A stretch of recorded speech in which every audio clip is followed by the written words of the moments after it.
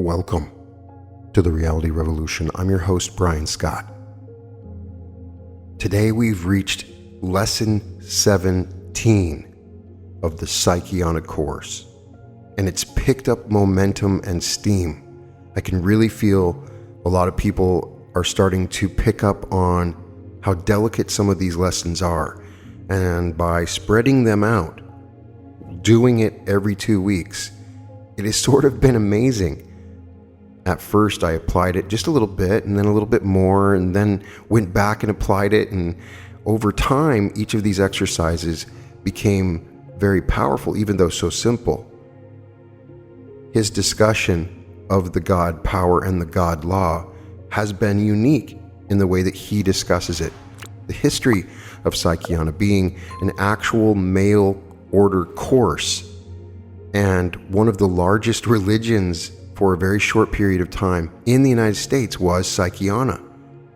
And I just find it fascinating that it flashed mostly through the writer, but this teaching in particular is great. It's called You Are Life. That is the point he is trying to make. I may read his book once I finish these courses, called The Wanderer. He has a book called The Wanderer where he sort of meets Jesus on a train. It's very interesting and different from the way he writes these courses. He was a fascinating man, and his teachings have been great. Lesson 17, Psychiana, You Are Life. Dear friend and student, this 17th lesson deals with the most stupendous problem we have to face. That problem is life itself. In life itself will be found the answer to the problem of life. This lesson is designed to show you how there may be a fullness of perfect supply, for it is a fact that the greater the need, the more sure is the supply. This lesson has quite a distinct bearing on the next one you will receive, so study it carefully, for it may contain the answer to your personal problems. Frank B. Robinson. Now, in this lesson, I want to deal with the subject of life a little further. You have seen that there is nothing in existence except life. Every other thing is but a result of the operations of this mighty life spirit of which I am teaching you in this course of instruction. Remember that, please. If you were to take life out of the world, there would be nothing left. Nothing. Which is now here, would decay, and a grim silence, the grim silence of death, would ensue.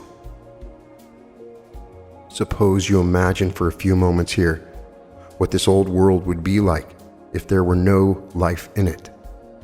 Imagine your awakening in the morning and finding that every single living thing but yourself had ceased to be. Not a living thing in existence, only you. Silence. Nothing but silence and death all around you. The stores would stand as they now stand, but customers and clerks would be missing. Not an animal on the street. The trees all die, and on every hand nothing but disintegration and death. It should not be so hard to imagine such a condition as that, so try it.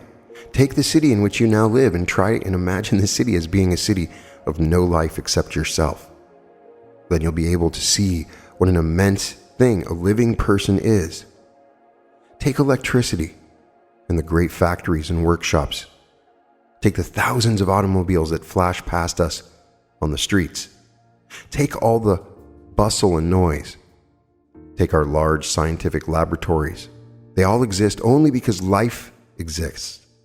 And it is perfectly allowable and also perfectly true to say that nothing exists except life. This being a fact, then you, as you read this, are yourself, the greatest thing in the created universe. You are life. I so hope that I successfully drive this fact home to you, because if I do, it will give you a picture of yourself that you have never had before. I promise you that. We are so used to seeing life and things all about us that we overlook the magnitude of the scheme as it exists. The farmer on the farm becomes so used to sowing the grain and reaping the harvest that he seldom ever thinks of the miracle of the transformation of one grain of wheat into several hundreds. Life was created where before it did not exist. It was transferred to where it was not before. But the farmer never does sit down and try to analyze just how or why this marvelous transformation occurs, nor does he seem interested in it.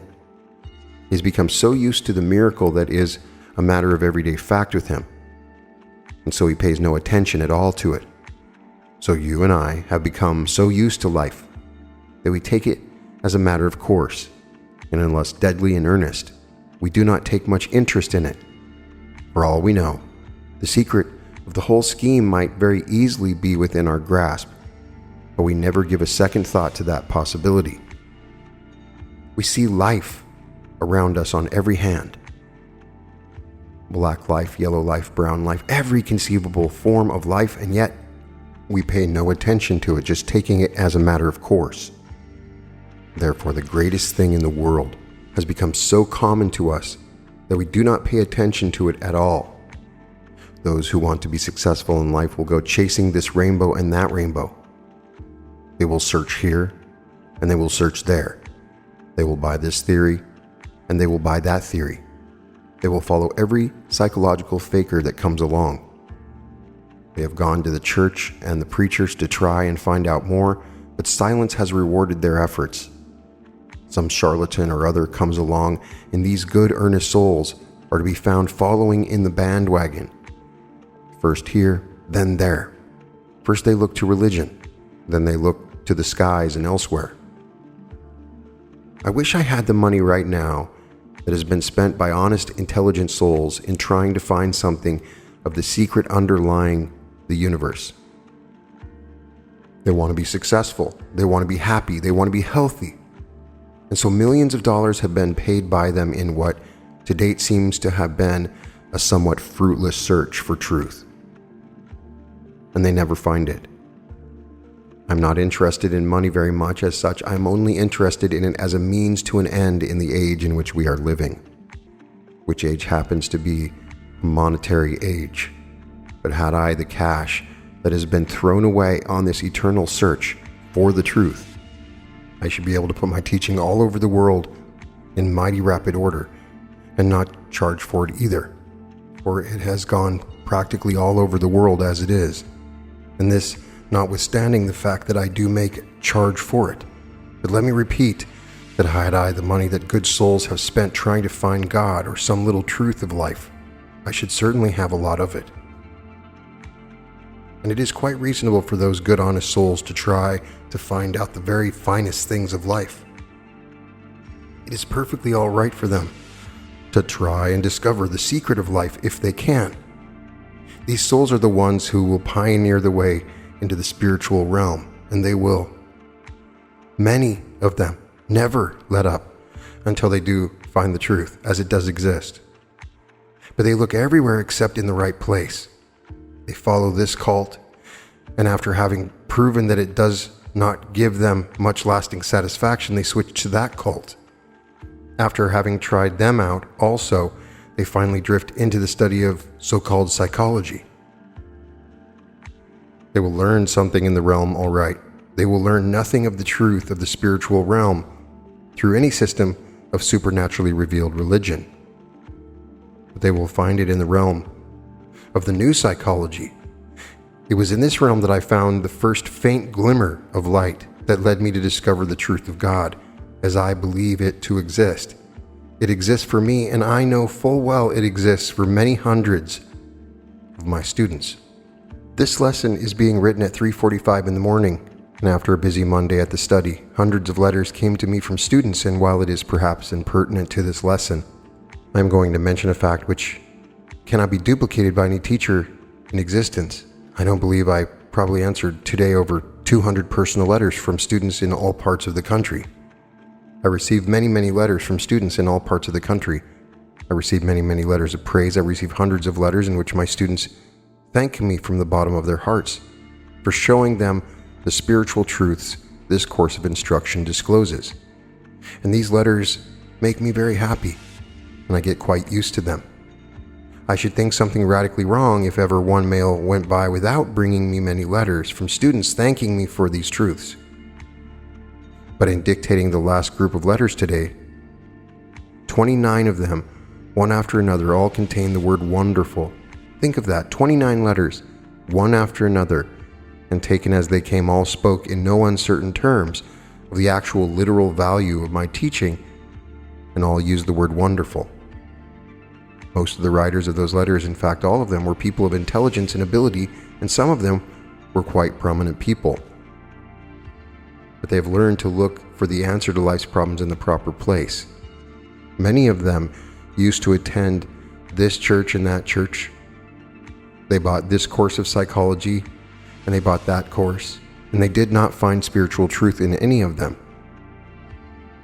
But when their thoughts were intelligently directed into the realm from which all life and all truth come, naturally they are made happy, and they write to me out of the fullness of their hearts. Life, that is the place in which to learn the secrets of the spiritual realm. For there is no other realm. Take life out of the world and death results. There is nothing in existence more than life. And you, my friend, are life. Think it over. You are life, and life is everything there is in existence. At least it is the primary cause of everything in existence, and I am not so much interested in anything that is not connected with life, which is God, or which is truth. God is life, invisible life. He never was anything else, and the life you possess is a part of the great life, which great life is everything in existence. You would not attempt to tell me that there exists any power other than the power of the mighty life spirit, would you? It would do you no good, for I know better.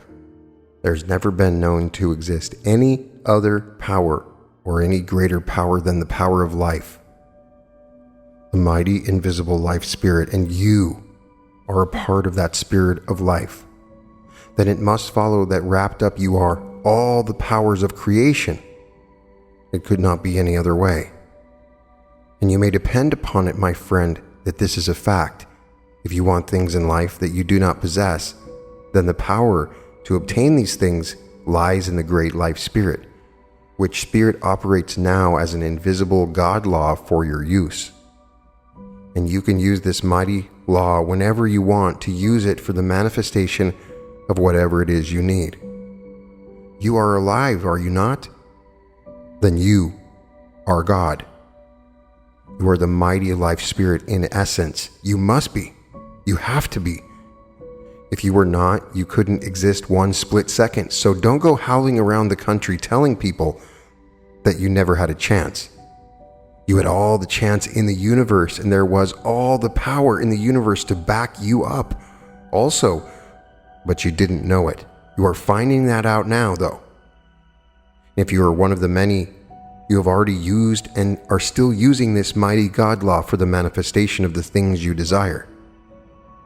I have not the slightest use for any doctrine which tries to tell you and me that we are supposed to be content with our lot here, spending whatever spare time we may possess in an attempt to win a home in heaven. I do not want to hurt anyone's feelings, nor would I wish to discredit any doctrine they may believe, for everyone has the right to believe that the moon is made of green cheese if they care to. That does not make cheese out of the moon, though. Neither does the fact that hundreds of thousands believe the home in heaven dogma have the slightest effect upon the truth or the falsity of that dogma. Personally, I don't believe it, nor can any proof in substantiation of its unusual claims ever be adduced. It has no evidence to offer proving its claims. It never had any evidence, and furthermore, it never will have. But I have no quarrel with those believing such an impossible theory, for it's a senseless theory. It does not appeal to one's reason, and there is nothing unreasonable in the whole spiritual realm. Remember that. That these good people and these good denominations spend a lot of time and much money in trying to convert the world, which, by the way, they have been trying to do for quite some time now, and the world is much further from acceptance of their impossible story than it ever was before. But these good folks continue to propagate their story, and they give it to the public as truth. This they have a right to do. I, in turn, have the right to tell people that the story is not true if I wish to, and if I can prove my statement, this I can do. There is no reasoning mind that can accept this story with reason. It is based entirely on faith. And the funny part of it is that no one knows on what the faith is pinned. No, my friend, you can very safely discard all such hopes and all such stories, and you will have to discard them before you ever find anything at all about the spiritual God law as it really exists. Never mind the home in heaven. Try and get a home down here. Never mind the wings and the angels and the great white thrones. Try and get you a throne of your own down here. Let the angels be your own thoughts of the mighty life spirit and manifest the presence of God through deeds here and now. The future will take care of itself if you find God here. I'm not at all a materialist, for I know too much about the mighty spiritual God law as it really exists to be such. But I am in favor of an understanding of the spiritual realm of God, here and now. Life is here. We have it. Death to date has always appeared also, but I am not one of those who accept the fact of death without at least making an intelligent analysis and investigation of the whole subject to find out whether the spiritual truth, fully known, death is at all necessary. Certainly the solution to the scheme lies in life itself. It cannot lie beyond the tomb, for there can be no land of that sort. The chances are, my friend, many to one, that when they lay you down under 6 feet of earth, that is the end of you. I shall not dogmatize here, however, for of course I may be wrong. I don't think so, however, and as far as eternal life goes, I'm not so sure that the day will not come when it will be the natural thing right here on this earth. It is a very cowardly thing to do, to tell you and me that we're not supposed to know anything at all about life and death until we die. Well, heaven knows, it will probably be too late then to find out anything about it. And if our good church friends should be wrong, and they can't prove they are not wrong, then what a responsibility lies upon their head. Never mind this world's goods, they tell us. The Lord will take care of you in heaven. Well, I don't believe that either. There may be a life after death, and again, there may not be. And whether there is or not, we know the mighty God law exists here and now. And we know that the God law is life. We also know that it can be used for the manifestation of everything we need here and now. So why worry about heaven? You are now a very vital part of the creative life spirit which brought every created thing into being. Without you, there could be no life at all. Take every individual out of existence and try to imagine what a world would be. It would stagnate and die, and I want you to think of this a little. All we know of God is tied up and manifested here in the human race, not in any one sect or race, but in them all. There may be other planets on which similar life manifests, but this we do not know as far as the mighty life spirit goes. On this earth, at least, it is contained in its entirety in the human family, and any revelation from the spiritual realm of God must come from some member of the human family. There will never be any angels come down from the sky to tell us something about God. Not at all. There never have been such happenings, and there never will be. For you and I have seen that God is a self-existing, unseen spiritual law which operates here and now in behalf of every man and woman. I might say that the God law operates automatically, for that is just what it does. Whenever and wherever the conditions are complied with, the law works. And if there be limitations to it, I have not yet been able to find them. And this God law is awaiting your call now. The power of the mighty life spirit is at your disposal. You may not know it, however, and if you do not know it, then what a pity it is, for the power of the life spirit will only work when put into action. It is something like a radio battery. You cannot see the electrical energy stored in it, but it is there, and you will know it is there when you touch the battery. So with the power of the invisible God law, Here it is, all around you. You can't see it. You want to use it. You believe it to be there. In fact, you know it is there. Now, how to put it into action is the thing to lock into now. The first thing for you to realize is that you are life. In other words, you are yourself, a manifestation of the same spiritual God law that brought into being every created thing. You must realize that to the very full. Try and think of one single thing that can compare to a man. You cannot do it. Look around the world, take its 7 wonders and compare them with man, and you cannot make a comparison at all. For man is so far superior to anything else that he cannot be compared. Now listen, there lies tied up in every human life all of God there is. Remember the illustration I used some time back about the Pacific Ocean and the bucket of water. This is what I mean here, and you must stay with this thought until you absolutely feel its knowledge, which is its power, going through and through you. There never was a created thing manifesting as much of God as you manifest. You can talk, you can think, and you have already seen. There is a permanent and always open connection between you and the entire spiritual realm, and you must live in the conscious realization of this momentous spiritual fact. When you awaken in the morning, you should be so still that you can realize anew the marvels of conscious relation to the life spirit. If you were not a manifestation of this mighty spirit, you would never leave your bed.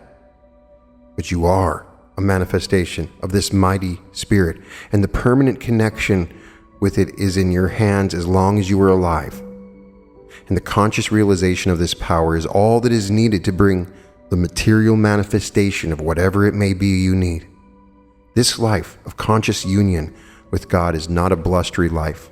Usually, it is a very quiet life, but from its hidden depths springs wells of quiet, invisible power. This spiritual power, which may not be recognized as spiritual power, always overcomes whatever things there may be that are not so good for you. It invariably points the way to the very highest and noblest things life holds. It leads to the source of all supply, for it is the God law, and never can it fail. And you must here realize this fact. There can arise in life no circumstance which cannot be overcome by applying the great invisible God law, which is so close at hand. Let us take, for instance, a specific case, which is very characteristic of possibly hundreds of thousands of other cases. Here is a family living in a little home. Business depression has cost the husband his job. The little kiddies are not dressed as well as they should be, and there is an overabundance of supply of food in the house. Wages being small at best, there is of course no money in the bank. Perhaps what little might have been there we diminished through sickness of some sort, but at any rate, here is this family with a future that is none too rosy. Now, according to the average way of thinking, there is no possible way out for this man or his family. He will probably begin to worry and fret and stew, and the more he does that, the deeper does he go into the mire and less competent is he to help himself.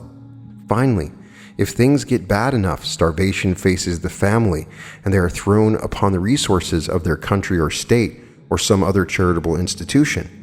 In passing, I might state that it would be a good thing if every charitable institution in existence were abolished, and so matters go on in this little family from bad to worse. This man knows nothing at all about the power of the great unseen God law. He has been told, of course, that he was born in sin, shapen in iniquity, and is supposed to be constant with his lot and leave everything in the hands of the Lord. This would probably be good advice if he were told the truth about this Lord proposition. But the only Lord he knows anything about is a judge who after death will stand him before a bar of judgment and punish him for his sins or reward him for his good deeds. This man has been told nothing about an existing intelligence or spiritual power which can and does operate for the supplying of his material needs here and now. Consequently, the man cannot be blamed for worrying and becoming desperate, and in many cases cursing the system of which he is a part. Such teachings concerning God invariably lead to communism and other things worse among certain classes of people, Now, what is the actual fact concerning this little family and its circumstances? If this man knew of the existence of the great, mighty, invisible God law, and if he knew for a positive fact that this creative intelligence is responsible for every created thing upon the earth, and if he knew this great spirit was life itself, and if he knew all supply of everything came from this master intelligence, don't you see how little worry there would be in this man's life, provided he knew how to throw into action the power of this great, providing eternal, unchangeable God law? This man then would know that every need would be supplied, and if he had been taught simple faith in this marvelous existing spiritual power, don't you see that it would not be long until the conditions surrounding that little family would be changed? Then, instead of thinking and struggling against so-called circumstances, this man would rise above them, and by and through the power that gave him life, the greatest thing in the world, by the way, he would rise superior to and master circumstances, and would, if you please, put into operation a spiritual law which would respond according to the needs and desires of his individual case. It may be that the student reading this lesson is in similar circumstances to the ones I have related, and it may be that such student is not quite clear as to how to apply this unfailing spiritual law for the changing of adverse conditions. If such be the case, I want to give this student just one fundamental rule to follow, and if he follows this rule to the letter, I can assure him that those circumstances will be changed in short order. The first thing for such a one to do is to realize that he himself is the greatest manifestation of the God law in existence.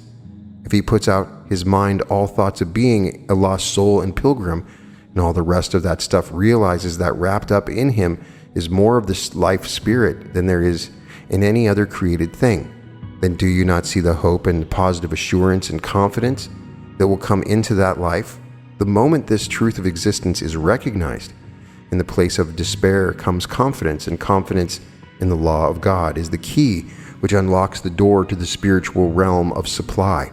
And it is the switch which, when thrown, sends the God current coursing through all this man's life and circumstances. Now, the second play for this person to make after he has recognized that he himself is a very fundamental part of the great God law is for him to let his desires be made known to this great intelligent thinking God law itself. Now, how will he do that? Here is how he will do it. Filled with the confidence of the omnipotent, immutable, omniscient, all-pervading, self-existing, and all-providing God law, and knowing that this law is life itself, he will speak into existence the material needs he desires. Let me try to make it a little more concrete by placing myself in those circumstances. If this morning I were in circumstances as above described, there would be no worry, no fretting, no fear in my life at all. In fact, I could not give a second thought to it, for I have learned and proved the power and existence of the great spiritual law I am teaching. So under those circumstances, I would keep exceptionally quiet and would audibly command material needs to be supplied by using the following sentence: "Let there be a fullness of supply."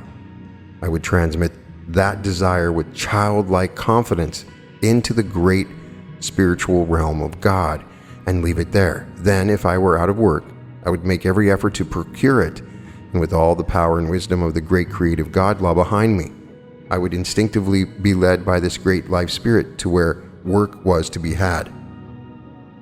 My own inclination might lead me somewhere else, but if the switch were thrown and I were resting in that complete confidence which the knowledge of this great God law brings, then just as surely as the day follows the night would be the supreme living intelligence led me aright. It would be foolish and presumptuous for me to try to explain the process by which I would be led into channels whereby those circumstances would be changed. For no man can do this, and neither would I be concerned about the spiritual operations which directed my footsteps and my actions in the proper channel. The results would be sure, therefore, I would be very foolish to question how or why. Furthermore, If I should raise these questions, the law governing them would be hindered. For as I have tried to impress upon you all through this teaching, the key that unlocks the door of God's great storehouse is belief in the God law itself. If a perfect confidence in this great law be manifested under those conditions, and the smile of confidence worn on the face, no matter how black the future may look, no matter how undesirable physical and material conditions may be, one could shout for joy if he only knew it, because with one's connection with the God law once established, relief is sure. I think those of my students in circumstances not to their liking will grasp what I have so earnestly tried to teach in this lesson. And I mean it literally too. I am not theorizing, nor am I taking any aeroplane trip in the hazy realm of metaphysics. I'm talking about a reality. I'm talking about the great God law which manifested life in the first place. I am talking about the great God law in whom dwells intelligence and wisdom enough to direct every man and woman so that all things whatsoever that they need for their own good can be supplied. One does not need to argue about the existence of the God law, for arguing about it will not change it or prove its existence. All one has to do is just simply put it to the test with childlike faith and find out whether or not it works. If our statesmen and lawmakers realize this stupendous fact now, and if the nations of the world realized it, the saddened conditions of affairs would be changed very shortly. Now, until you get your next lesson, if there are circumstances surrounding you which you want to change, and if this change is in tune with the mighty God law, let me suggest that you first be sure of your spiritual connection with this God law, and then speak into existence the conditions you desire. Do not misunderstand me here. It may take weeks or months or perhaps years for the things you need to really manifest themselves. They do not usually spring into existence by any miraculous means, but I will say this to you. The greater the need, the greater and the quicker the supply. As a matter of fact, the realization of one's own oneness with the great life spirit is in itself the beginning of the actual thing desired. Thousands of people write me regarding conditions of poverty and illness. In cases of illness, let me suggest the same method be followed. Place the right hand on the forehead of the afflicted, and with perfect confidence and power, say quite audibly and with lots of force, "Let there be perfect health." If you have faith in the God law, even as a grain of mustard seed, what will happen will stagger you. If you do not have very much faith, then repeat this operation every day, all the while increasing in intensity and confidence. And let me say to you once more that according to your faith in the great God law will it be done unto you. We shall not go any farther now. You have 2 weeks in which to actually apply the great God law literally in your life or in the lives of others around you. And in conclusion, let me state that you will never exhibit even the suspicion of a grain of real confidence in this great God Spirit without the results being sure. Sincerely, your friend and teacher, Frank B. Robinson. Examination questions for lesson number 17. These examination questions are for your benefit, and you should know the answers to them all. If they are not clear to you, read your lesson again and again until they are clear. 1. Why would it be true to say that nothing exists except life? 2. We can become so used to a miracle that we cease to pay any attention to it. Illustrate this. 3. What is the answer to a man who complains that he never has had a chance? 4. In what respect does the power of the life spirit resemble a radio battery? 5. Contrast the behavior of the husband of a little family overtaken by misfortune when A. He knows nothing of the God law, and B. He regulates his conduct by the God law. 6. There has never been known to exist any greater power than the power of life. So if you are a part of that spirit of life, what follows? 7. As a human being, you manifest more of God than does any other created thing. How so? 8. What is the key which unlocks the door to the spiritual realm of supply?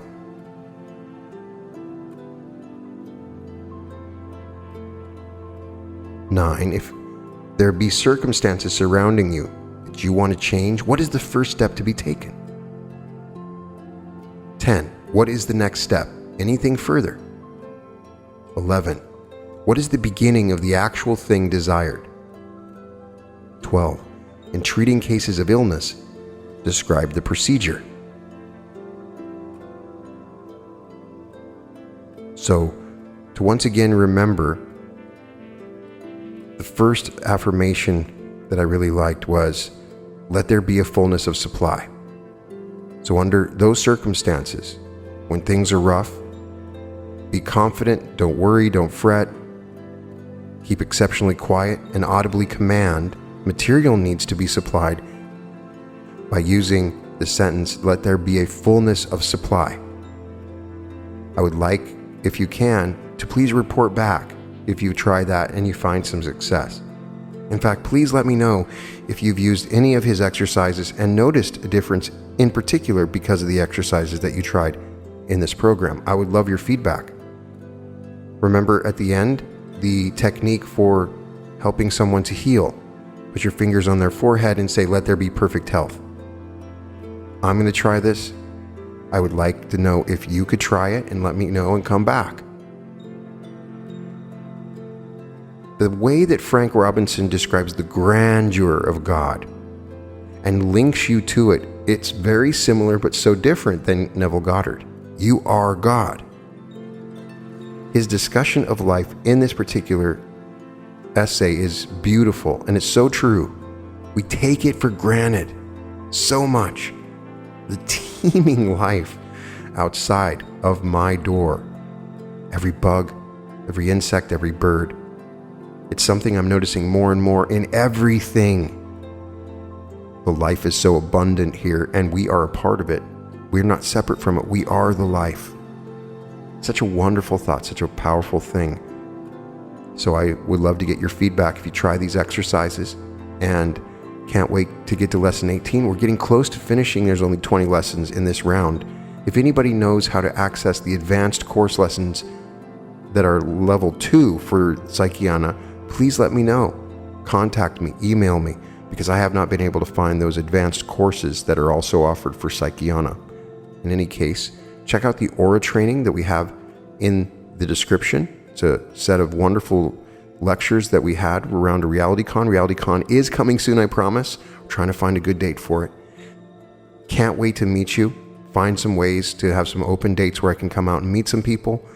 I am so inspired and happy for everything that you do for my channel, everybody that comes to chat. I love you all so much. I wish I could truly express how much love I have and how much gratitude I have for every single person that listens to the podcast, every single one. I love you so much. I'm wishing you the very best and imagining with the great God law that you have the most perfect life and you apply these lessons in the most divine way.